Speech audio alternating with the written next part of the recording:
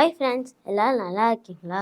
வெயில் காலம் வந்துச்சு, நல்லா தண்ணி குடிக்கணும், பேக்கேஜ் ஐட்டம் தின்னக்கூடாது, ஃப்ரூட்ஸ் ஐட்டம்ஸ் எடுக்கணும். இப்போ கூட ஒரு கதை கேட்கலாமா? நம்ம சேர் பார்த்துருக்கீங்களா? நம்மலாம் பிளாஸ்டிக் சேர் தானே வச்சுருக்கோம். முன்ன காலத்தில் நாற்காலி இருந்து தான், அதில் உட்காரதுக்கு இருக்கும், சாயருக்கு இருக்கும், 4 கால் இருக்கும், இதில் தாங்கி ஒரு நட்டு இருக்கும்.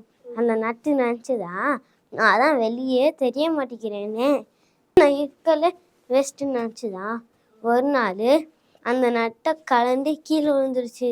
அவங்க வீட்டுக்கு ஒரு கெஸ்ட்டு வந்தாங்களாம். அந்த சேரில் உக்காந்தவொடனே இந்த சேர் டஃப்னு உடஞ்சிருச்சான். அவங்க கீழே வந்துட்டாங்க. அந்த வீட்டுக்காரங்களும் அவமானம் போச்சு. அப்போ தான் நினச்சிதான், நான் இருந்தால் தான் அது சேர் நிற்கிதுன்னு. நான் எல்லா பாலும் தெரியாமல் இருக்கலாம், ஆனால் நான் தான் அந்த நாற்காலிக்கு முக்கியமானவன். நான் சின்ன நட்டு இல்லைன்னா இந்த பெரிய சேர் எதுக்குமே பயன்படாது. இதே போல தான் நம்ம வாழ்க்கையை நினைக்கிறோம். நான் இருந்து என்ன பிரயோஜனம்னு நினைக்கிறோம். ஆனால் நீங்கள் ரொம்ப முக்கியமானவங்க. ஏசப்பாக்கிட்ட நிறையா பேர் வந்தாங்க. யோவான் நம் தேவனுடைய குமாரன் சொன்னாராம். ஆண்டரையா ஆண்டவர் கண்டான்னு சொன்னார். கடைசியாக நத்தானி வந்தார். ஏசப்பா அவங்கள பார்த்து கபரத்தை உத்த இஸ்ரவேலன் சொன்னார். பார்த்தீங்களா குட்டீஸ், எவ்வளோ பெரிய ஆசீர்வாதம்.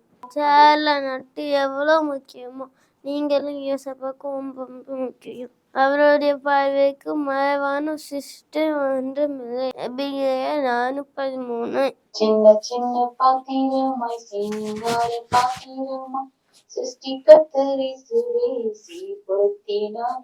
இன்னி சின்ன நல்ல பாத்திரமாய் கீழே கண்ட பாத்திரம் இல்லையோ, பொன்னில் இல்லையோ, உடைப்பட்ட பாத்திரம் இல்லையோ, உன்னால் இல்லையோ. உதவாத பாத்திரமே இயேசுவிடம் வா, உன்னை ஏற்றுக்கொள்ள காத்திருக்கிறார். உதவாத பாத்திரமே இயேசுவிடம் வா, உன்னை ஏற்றுக்கொள்ள காத்திருக்கிறார்.